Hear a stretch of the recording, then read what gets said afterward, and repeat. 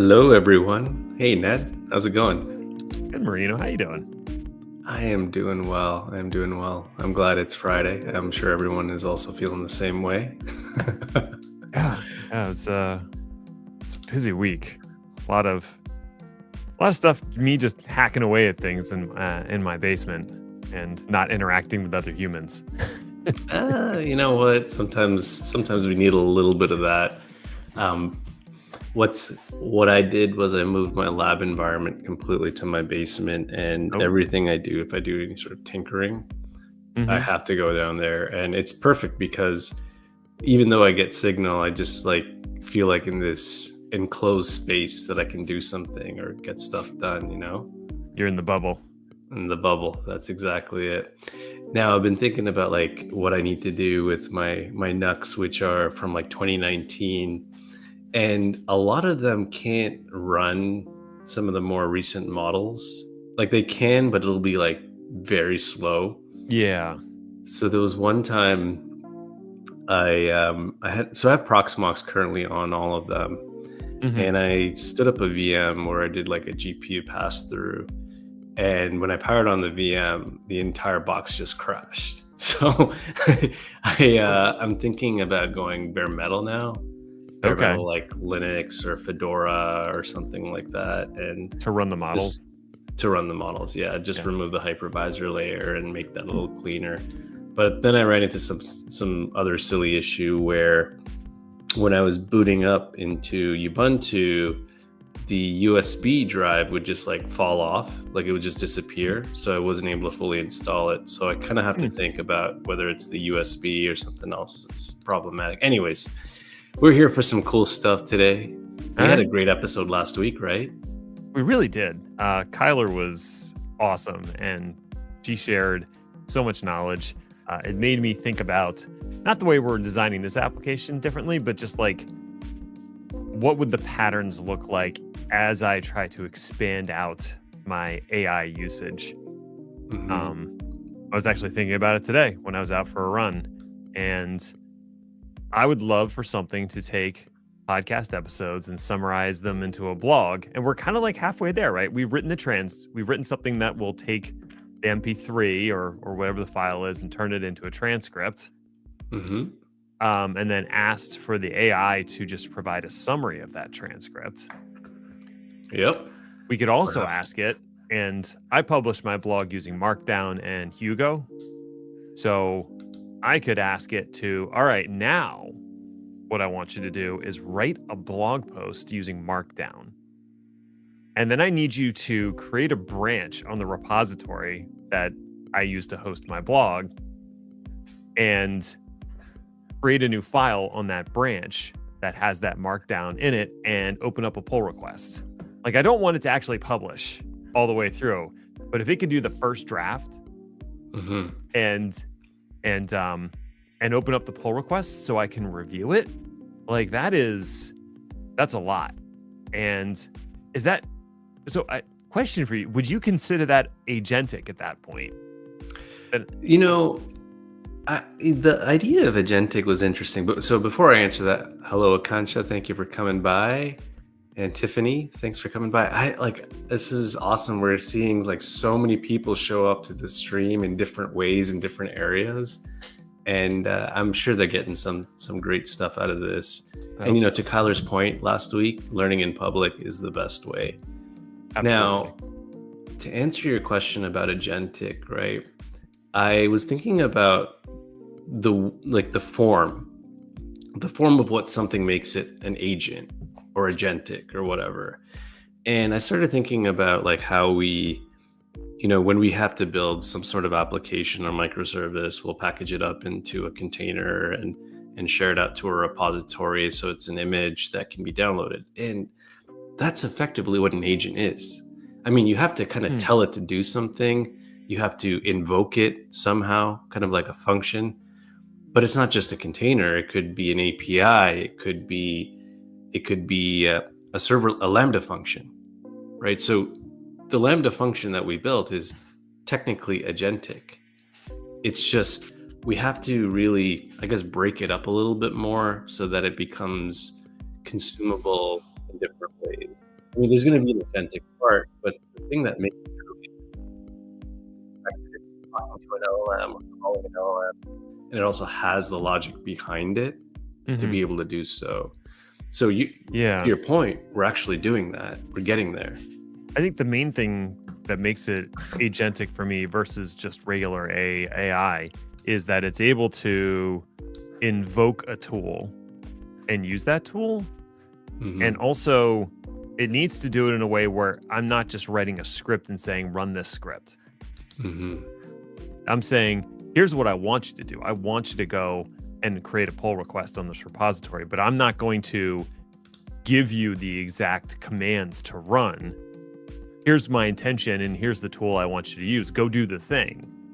Um, so typically what I would do is actually just when the AI is done writing the blog post, have it pass it off to something else, which would then actually just have a script that would run or something along those lines to create the branch, put the file in there, and create the pull request. But if I could tell whatever, Claude or whatever, no, I actually want you to go do all that. Here's what you should do when you finish this step. That'd be pretty cool. I don't know how well it will work. Maybe that's like way down the road. But I'm going to keep it in mind as like the next level for once we get this framework working. To your point, we are pretty much halfway there, or we're somewhere at the midpoint of being able Okay. to get to that. Yeah. And we've got like a good skeleton structure. We've got pieces working. I think Hmm. there's some rearrangement that needs to happen. Maybe we need to Hmm. break things down a little bit more. Um, but yeah, I mean, we're almost there. All right. Well, let me select a screen to share. Yeah, I Select forgot you're window. driving today. I don't I know can just which sit back and one relax a little was today. bit. This. Well, I will need your assistance with the AWS console because I still don't think I have a login for that. Oh, right. Did I not create one? Hold on. I'll go do that in the back end How's while this you're from a Zoom perspective? Should I bump up one or you think this is good? um this should be fine. It all depends on what the end users here, our watchers, are seeing. And if, like, for me it looks fine, but also I've got I'm a going to bump massive it up one screen. more because this is That looks good. reasonable and not too crowded.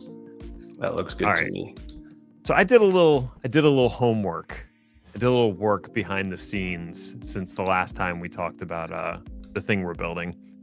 Hmm. Um and I started to think about a multi-stage sort of Lambda where I've got one Lambda that's responsible for doing the transcription and another Lambda that's responsible for sending that transcription off to the AI to do some work.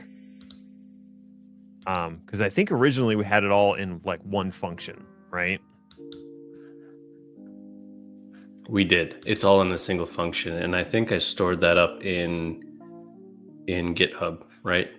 Yeah. Okay. So this is sort of the updates that I made. So I now have like two functions here. I've got one that handles the transcription. That invokes the AWS transcribe. And then I have a separate one here. It's called Lambda function. I should probably rename it to something else. But this one actually... Did I do this? No, I did it backwards. That's funny. Sorry, this one takes the transcription job, retrieves it, and sends it off to Bedrock. Okay. So now we have two functions.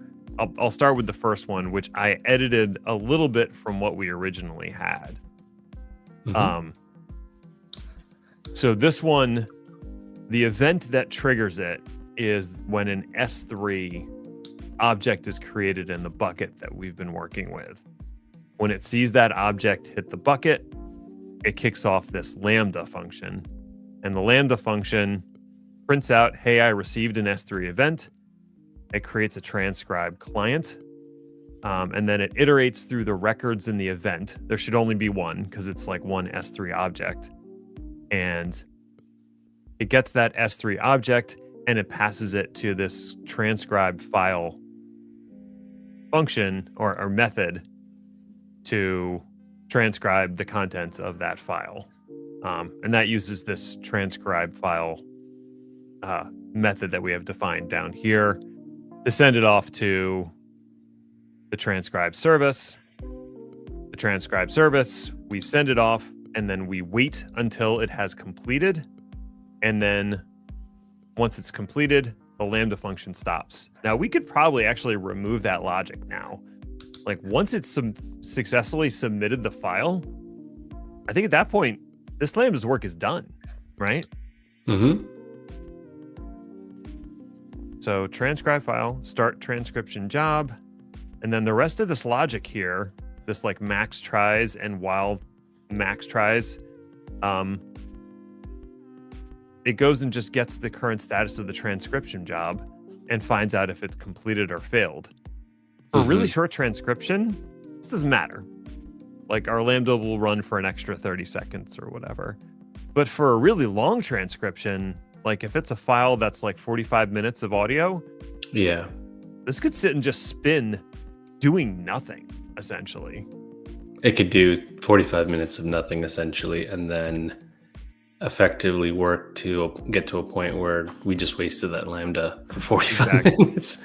So I'm curious, would you want to, and also a quick shout out, welcome Mark, thanks for coming by.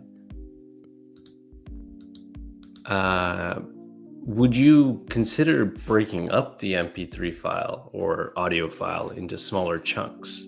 Would that be an ideal scenario, or would there be some sort of upstream error checking to make sure that the file can even be processed to begin with?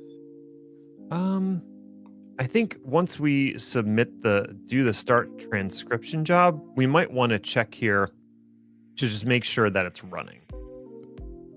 So I'm wondering is if we can actually have it output some sort of status to tell us that the job is running. Yeah, I think so. So I'm thinking a little further down, and let's just say we had a front end web page where someone can just drag and drop their MP3 right in, and as it's uploaded into the S3 bucket, the job gets kicked off, but it also displays like a status window, like here's where the status is, here's how far along it is. I mean, something to think about for the future. But I'm also thinking from a UX standpoint, user experience. How do we improve that and make it, something that gives some indicators that it's processing? Yeah, I mean, when I think about that, that would be more of a long running process that would be checking in on it. My idea was like, there is no UI at this point. Yeah. Yeah. Yeah. So I think what I would do here is kind of what I'll remove this loop to check on the status of the job. And instead, I'm going to just have it sleep for 5 seconds while it starts up the job. And then ask it to get the job status and just print out the job status before the Lambda closes. So if it failed, it failed. If it succeeded, it succeeded. But at least we can see that it's running. Kind of the best I got right now. Because I have another thing in here. I have another thing in my bag of tricks. Okay, I want to hear. Let's go. So, are you familiar with the event bridge? Is that an AWS feature? It's an AWS feature. Tell me more about it. It lets you connect events that fire from various services into other things like Lambda. So I can say, when this event occurs on this service, I want you to invoke this Lambda and pass it the contents of that event so it can process that. So I have a question. Yeah. Would we not be able to do this with step functions, perhaps? I don't know a ton about step functions, so maybe. But step functions, I think, are more about chaining various functions together. And this kind of steps outside of the step function thing. Right. So I added an event bridge into the Terraform config that we're deploying. And it has a couple components. It's got this AWS CloudWatch event rule, which is basically listening for all transcribed job events. And if the transcription job status is completed, that's the event pattern it's looking for. So it's looking for something from AWS Transcribe where the transcribe job state has changed and the job status is completed. And so that creates an event rule. And then we can subscribe to that event rule using this, not subscribe, but we can create this AWS CloudWatch event target, which says when this rule fires, because the job status completed, send it to Lambda. And this is, but this is the Lambda function I want you to send it to. Okay. And then I have the actual Lambda function here. Okay. Yeah, it's going to get the an S3 bucket as an environment variable, and it's using the transcribe function, which I haven't zipped up yet. But once I do, we can actually try to run this Terraform. I don't know if it's going to work. I haven't actually tried running this yet. But this is the transcribe function, just to give you an idea. So this gets triggered when that event rule kicks off because the job status moved to completed for our transcribe job. And all of that information is going to be passed as part of the event. So in the event, I can get the transcription job name by looking at the event detail and the transcription job name. I'll print that out so we can see which transcription job this is, and then use the get transcription job to get that job, and then get the transcript file URI from that job. So that's the actual transcript that it produced. And then the rest of this is just like getting the actual content of the transcription like we did last week, extracting that information to get the transcribed text, and then taking that transcribed text and a prompt and passing it to our summarized transcript with Bedrock function, which we already had from last time. I just moved it into this Lambda code instead of having it all part of a single Lambda. Okay. Side note, I did share some AWS credentials with you, so you have the ability to go into the console now. Oh, cool. Probably want to change your password off screen. Probably, yeah. But no, this all seems good. Okay. That's not what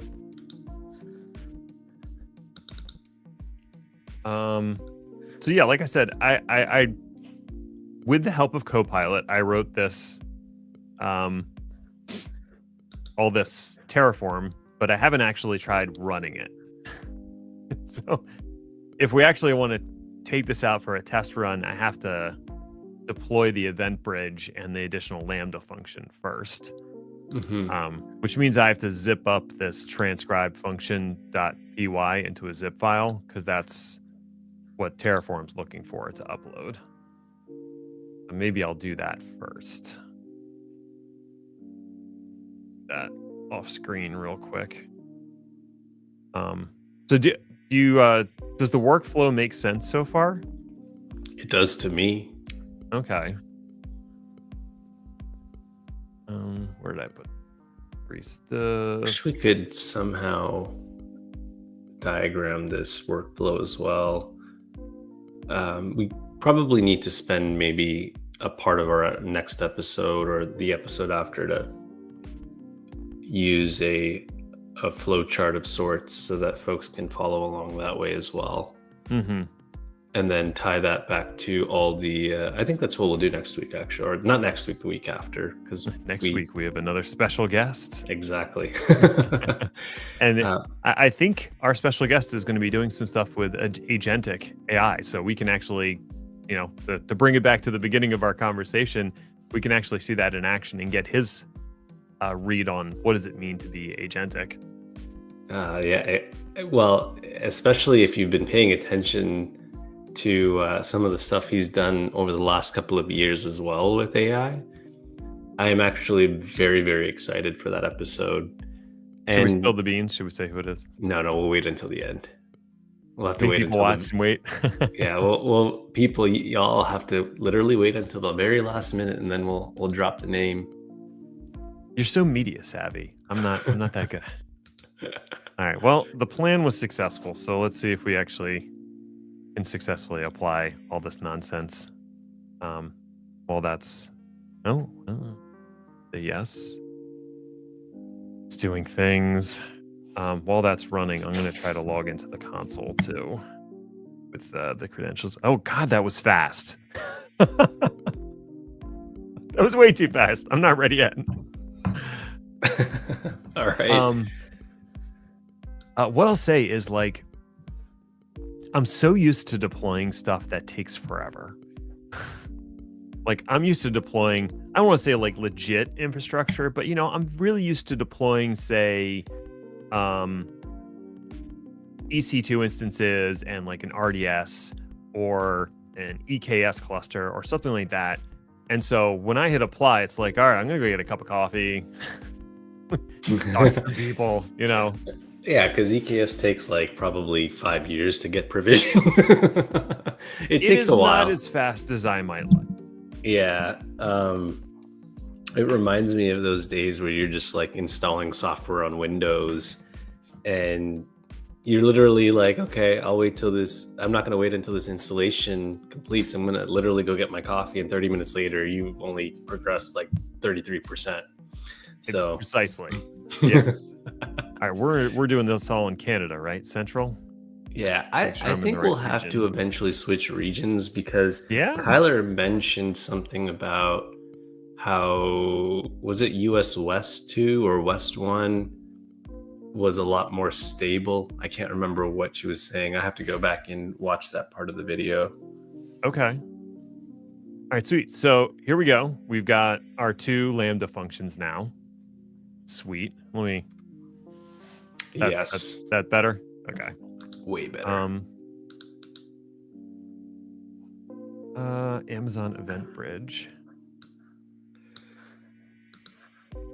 Does it show my rules? Yep. Here's the rule that we just created that's looking for completed transcriptions. Cool. That actually got created successfully.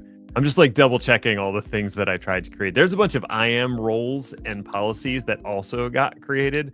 That grant the necessary permissions for like Event Bridge to read stuff from Transcribe and for Lambda to access the Event Bridge. I will say, fortunately, Copilot helped a lot with that too. It's like, here's the policy you need. I'm like, yes, thank you. Serverless service for building event-driven applications. Somewhere in the future, while we have built this all for AWS, I want to make this Kubernetes centric as well. Mainly because a lot of folks have a lot faster access, well, not faster access, I should say. It's easy enough for folks to just spin up a kind cluster and then additionally deploy like eventing based services as well and serverless. I forgot what the serverless technology is within the ecosystem. Well, there's 2 of them. There's Knative. Yes, that's right. And there was another one that I'm blanking on right now, but there were 2. I'm going to do some research quickly. Serverless in Kubernetes. All right, I just uploaded the test audio. Yes. Yeah, Mark brought it up. It was OpenFaz. That's what I was thinking. OpenFaz. Yeah, that was, thank you. I was like, my brain was like, it's something, there's another one. I think I actually bought a course on OpenFaz at some point and then never took it. Yeah, I've got a stack of Udemy courses I still need to get through. As Hello, do hello. I. Hello, Sophia. Thanks for coming by. I think OpenFaz was by Alex Ellis, if I'm not mistaken. Yes, that's who I bought it from. Yep. Okay. So I just uploaded that S3, and I have no idea if it was successful or not. Don't see any recent invocations. I've noticed it does take a bit, right? I think there's a bit of a cold start that goes on when that gets triggered. Okay.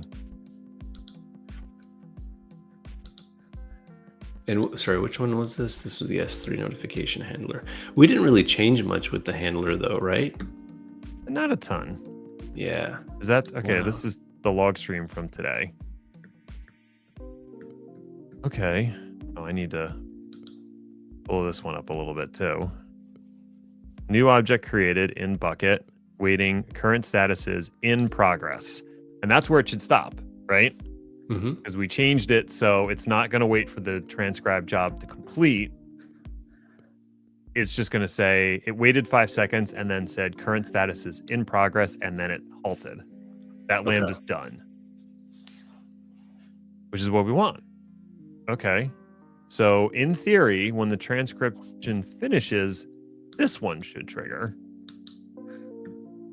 And go to monitor and hit the CloudWatch logs for that.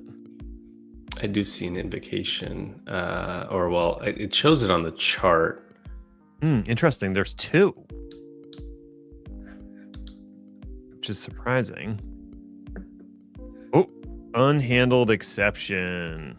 Womp womp. Could you maximize or increase that font so we can see? Every time I open a new window, it loses the zoom, and I'm like, yeah, that's I used to use Firefox all the time. I'm not going to go on a big tangent here, but I was a big Firefox person, and then someone introduced me to Vivaldi, which is Chromium based.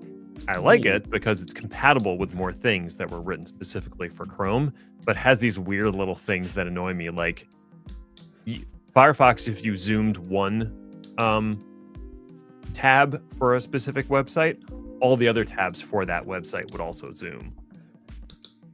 Interesting. Oh, whatever. I see what you're saying. Yeah. I'm not gonna overdo it. Okay, so what did we get back here? Cool. So it says init start received event. This is the event that it's processing. Transcribe job state change from AWS Transcribe. Here's the job name. Status is completed. Perfect. Okay. This is the actual file. Job name. And then there was an unhandled access denied. When calling invoke model, when user blah, blah, blah, blah, is not authorized to perform. Oh, okay. So it was a permissions issue. So that new function you created just lacks the IAM policy. I think so, because before we had it all as part of one function. Right. We gave that function permissions to both the S3 bucket and also access to invoke the model, invoke transcribe, and invoke Bedrock. This new function I created doesn't have the Bedrock permissions. Oh, okay. So I guess we can just copy over the permissions from the previous Lambda, right? We should be able to. So let me find that first. Side this note. is not as organized as I might want it to be. Yeah, that's okay. Side note, I've had a lot of IAM on the brain this entire week. So have you? Okay. Yeah. It seems like IAM has been, a very double-edged sword of sorts. Great for locking down your services, but also great for not making things work if you don't have IAM in place. That's for logs. Policy attachment, transcribe, full access. And then what else? This is the Lambda function. bucket notification. Trying to see where we granted it access to do stuff with Bedrock. Mm-hmm.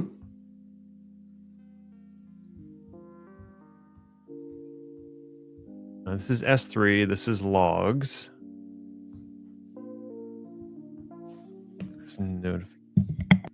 That's an assume role. So our Lambda is able to assume the role.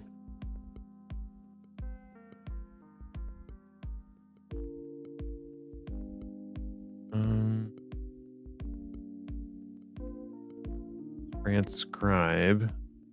Amazon Transcribe full access. No. There's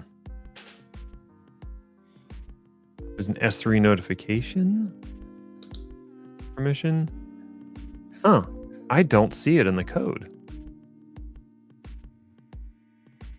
That's so weird. I don't know how that Lambda would have had permissions to. Didn't we give that Lambda like kind of like everything permissions, like a blanket set of permissions? Actually, I feel like we did. I think we might have done the bad thing, and instead of doing it with code, we did it with. You might have gone in and manually added that IAM role for Bedrock. Yeah, I think we just wanted to get it working at that one point.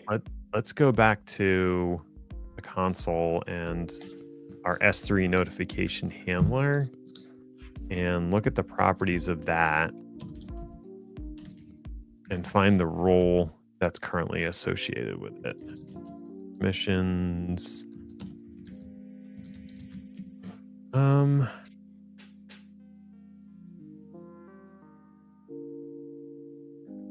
This doesn't seem to have permissions either.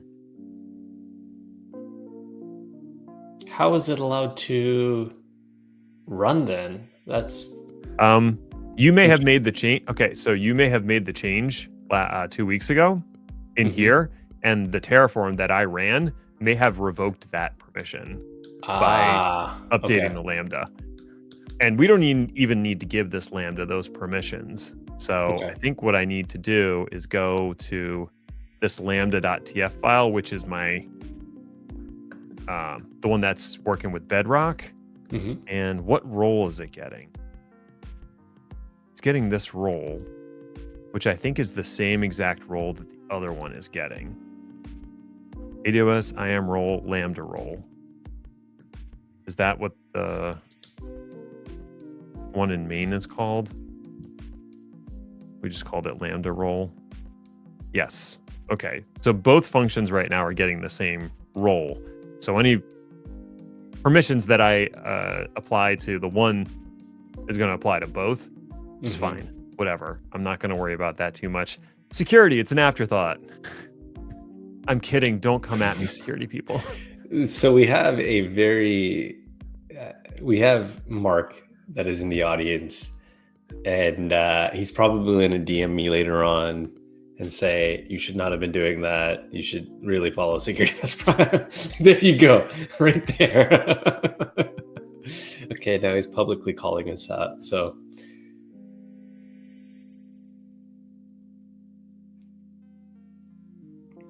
see, I do really appreciate how Copilot is able to just give us this information very quickly,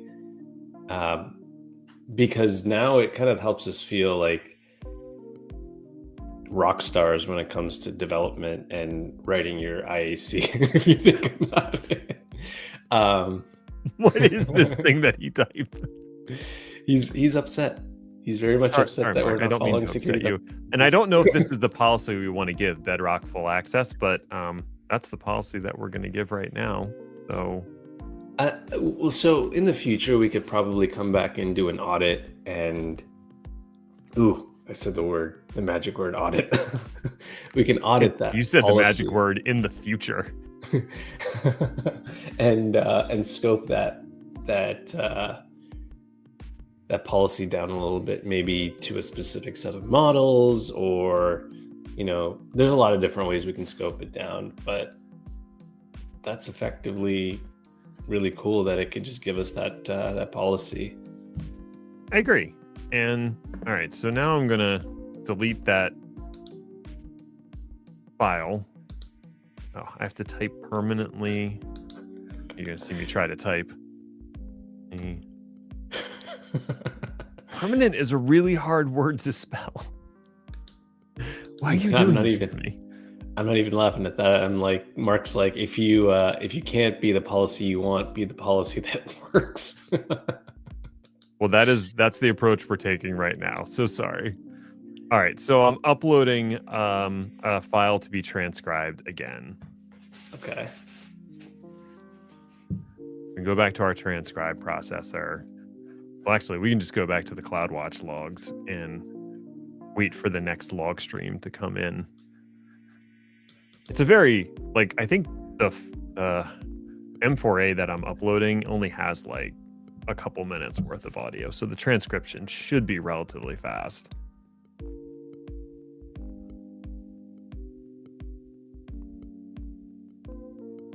I'm just going to annoy it by constantly refreshing. I guess I could bring up transcribe too. We can actually see if the job's working. Yep. I'm so impatient. Can you tell? Oh, me too. Looks like that one just finished. Okay. I don't know how often the event bridge rule polls also. So I'm assuming in the background, the event bridge polls every X amount of seconds to see if there's a new event.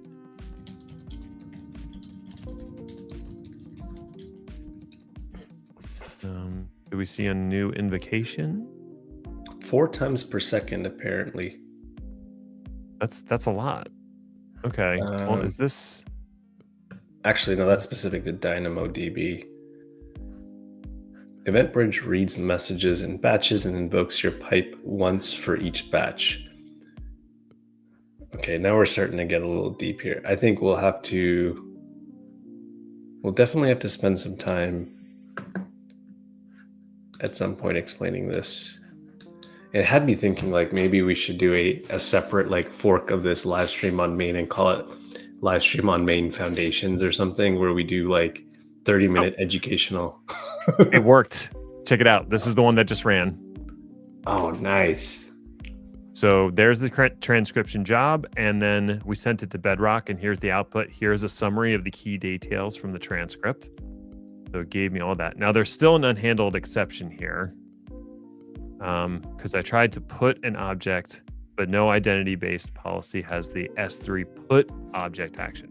So the end of the script, if we go back here and look at let me hide this, look at the transcribe function, when it's done, when it gets the response back from Bedrock, it shows you what the response is, and then it takes that and tries to upload the response to the S3 bucket. And there's a pretty good chance that our policy doesn't have a put object, it only has a read object. So let's look.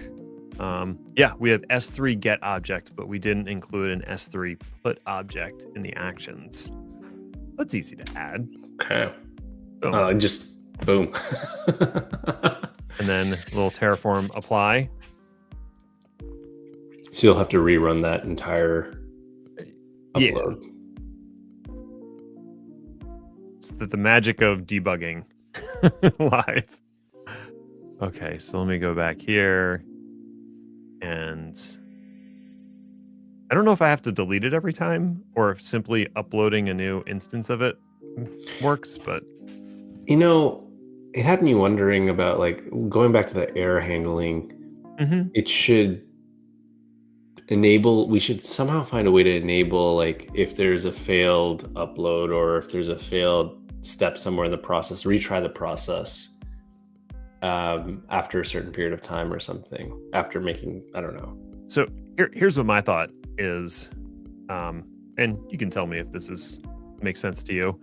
The Lambda that is triggered by the event bridge, it's now listening for just completed events, but it could Mhm. it could listen for completed and failed events.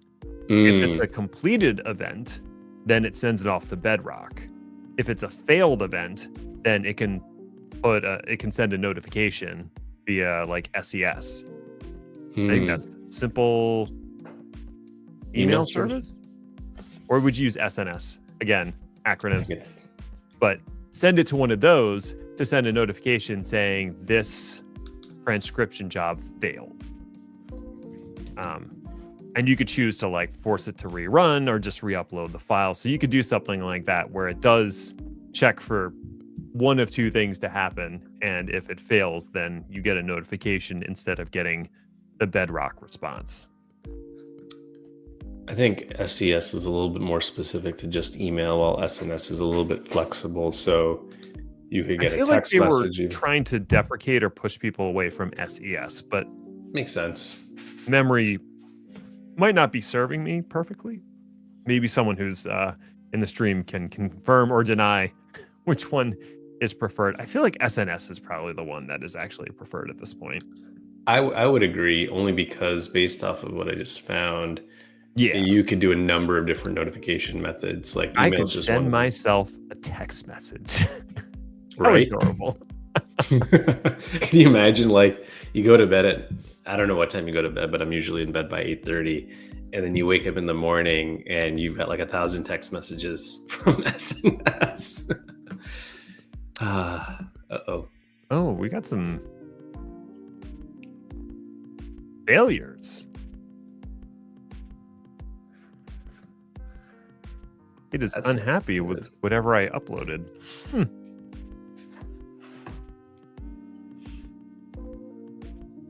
I take it that means it didn't kick off another. Oh, that's very strange because we didn't change anything about the function. So it looks like transcribe just kind of, well, what we were just talking about just happened. It failed on us. Should we try to add the failure mode in? So we can, but it has me wondering what other failures could come up as well. I don't know. Let me So transcribe. I want to first get to a point where we actually do get it working, where it puts the object in S3, and then now we have an output or a summary of like those next steps, and then we can Uh, come back and revisit the error bit.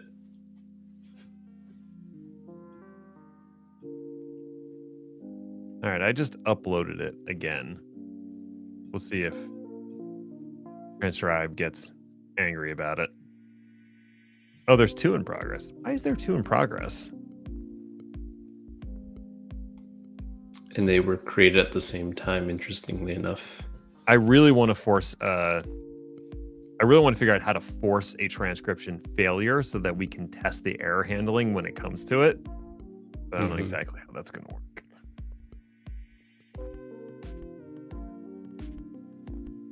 But yeah, all right. So that's, then we can go back to our, we have to wait for the transcription to actually finish and then pass off to here. So it's still in progress. We gotta wait for the transcription to finish.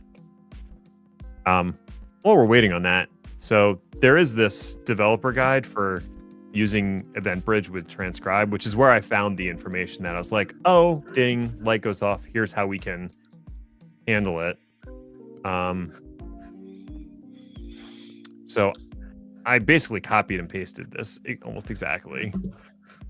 Okay. But this one actually does have handling failure or completed. So I think we would just want to add failed to the EventBridge rule.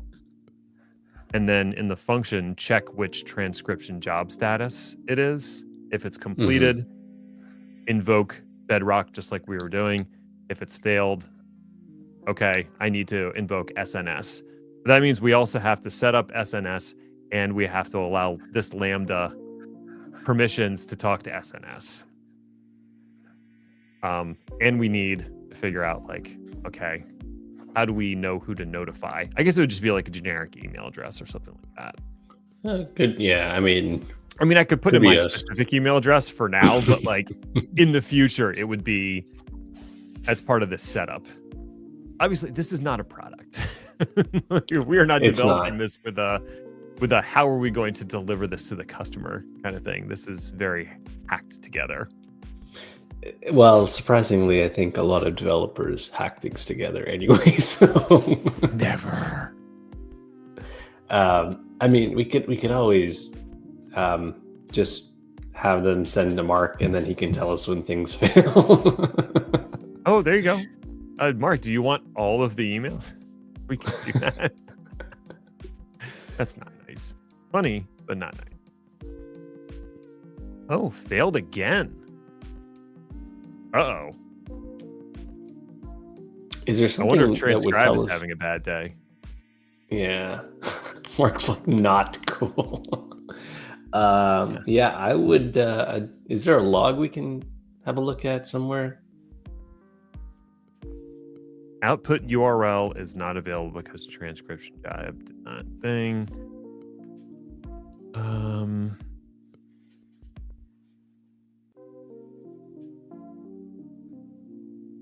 It seems like it's just kicking it off again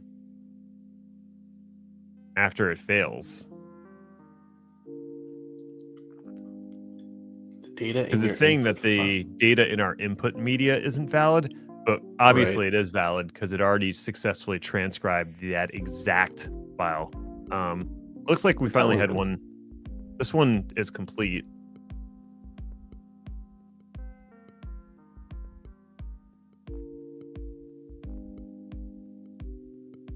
But yeah, we might be stymied by Transcribe having troubles. I actually suspect that Transcribe might be not feeling so healthy today, and the reason I say that is I use a service called Happy Transcribe to do transcription of my podcasts right now, and I'm pretty sure it's using AWS on the back end. And I had a job take half an hour today, and it normally takes about 8 minutes. So I suspect they might have been dealing with the same issue here, where Transcribe was failing on them until it finally succeeded. So they must have some retry logic there. No, it failed. Failed again. What I'm looking for is the service dashboard.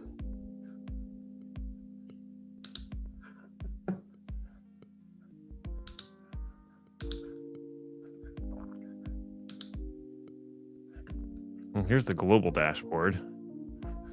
Yeah. We're looking for region. Canada. What's that? There it is.